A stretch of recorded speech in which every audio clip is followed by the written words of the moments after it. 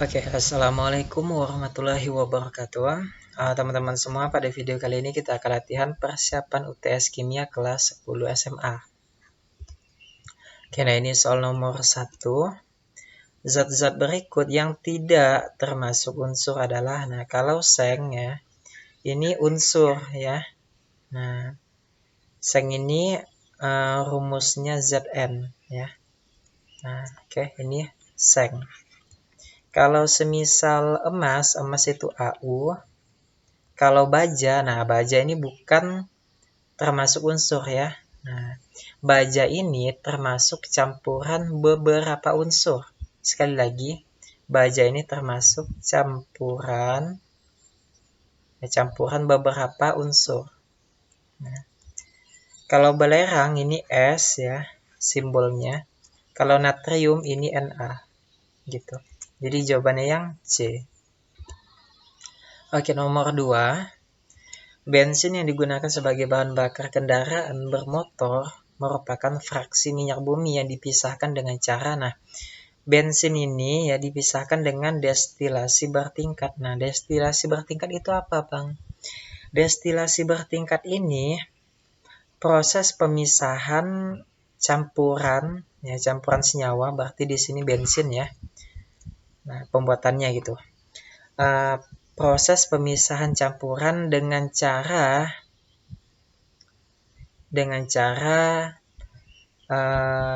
titik didihnya ya. Nah, dengan cara pemisahan titik didihnya. Dengan cara perbedaan titik didihnya. Nah, itu yang betul ya. Destilasi bertingkat itu suatu proses pemisahan berdasarkan perbedaan titik didihnya. Ya, itu yang dinamakan destilasi bertingkat. Ini sering banget soal ini keluar ya. Bensin itu ya. Oke, nomor 3, perhatikan beberapa perubahan yang sering terjadi dalam kehidupan sehari-hari berikut. Nah, kalian bisa lihat ya, perubahan kimia ditunjukkan oleh nomor. Nah, sebelumnya kalian harus tahu beberapa ciri-ciri perubahan kimia ya. Nah, ini ciri-ciri perubahan kimia. Terjadinya perubahan suhu, adanya perubahan warna, timbulnya endapan, pembentukan gas. Oke, nah ini kita bahas satu-satu ya. Kalau es mencair, nah es mencair ini masuk ke perubahan fisika karena air dapat kembali membentuk menjadi es, ya kan? Nah, kalau lilin ini perubahan kimia, kenapa? Karena ada proses pembakaran atau oksidasi ya. Nah, itu membuktikan bahwasannya zat itu bereaksi dengan oksigen, atau biasanya kita kalau di masyarakat itu ada angin gitu ya. Nah, ada angin sehingga terjadi perubahan suhu. Kapur barus, nah menyublim. Ini perubahan fisika karena hanya terjadi perubahan wujud zat. Besi berkarat, nah ini korosi ya. Ini masuk ke perubahan kimia. Fermentasi, nah ini juga perubahan kimia. Ini jelas banget ya kalau fermentasi ya. Oke, jadi jawabannya 2 ya. 4, 5. 2, 4, 5. Oke, ini oke, yang E ya. Coba kita geser. Nah.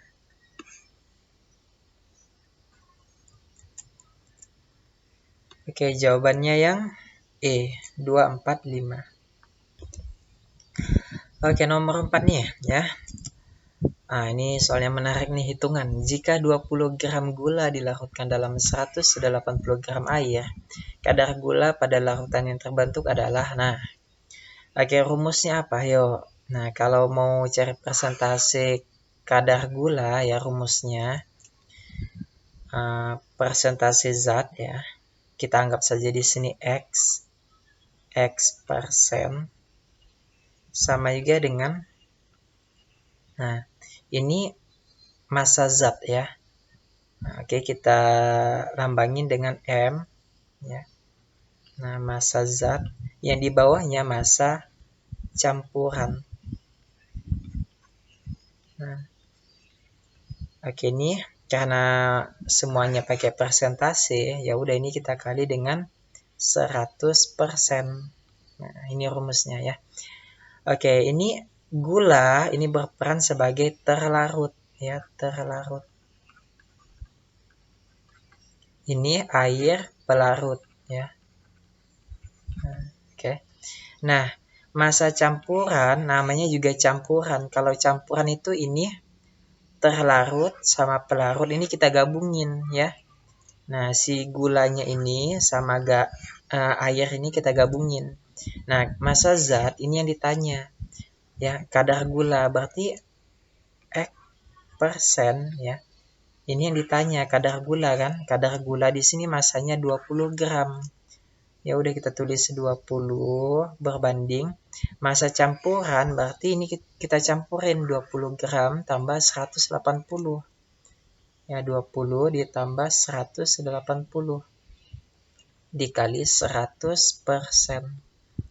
Nah, jadi persennya ini yang ditanya persentasenya sama juga dengan 20, ini 200 ya. Dikali 100. Nah, coret 2 nolnya, 20 ya. 20 dibagi 2 itu 10. Ya kan? Dikali persen, jadi 10%. Nah, jawabannya yang B, gitu. Oke, soal nomor 5. Pada pelarutan padatan garam dapur atau biasa kita sebut sebagai natrium klorida dalam air akan dihasilkan sistem materi yang tidak dapat dibedakan lagi antara komponen-komponen penyusunnya. Jadi yang mana air, mana garam itu nggak bisa dibedakan lagi ya. Nah, materi itu termasuk golongan. Nah, jadi gini ya, kita punya gelas nih. Nah, ini ada air ya. Ada air. Nah, ini kita kasih garam. Nah, garam itu biasanya ya kayak kristal lah ya. Nah, ini kita aduk ya, kita aduk pakai sendok makan. Nah, kita aduk, putar ya, sampai larut nih garamnya ya, sampai jadi cairan semuanya. Nah, ini cairannya ini namanya larutan ya. Nah, larutannya ini, kenapa kita sebut sebagai larutan? Karena kita nggak bisa bedain lagi ya. Kita nggak bisa bedain mana yang garam, mana yang air. Ini udah kecampur ya. Nah, kita mau rasa yang air yang ini sama rasanya asin, ini juga sama asin. Ya intinya semuanya asin, udah kecampur ya. Nah, udah nggak bisa dibedain lagi. Nah, namanya larutan ya. Nah, udah nggak bisa dibedakan lagi ya. Namanya larutan gitu. Oke, mungkin 5 soal aja lah ya. Semoga kalian paham atas apa yang telah saya sampaikan. Sampai jumpa di video selanjutnya. Bye.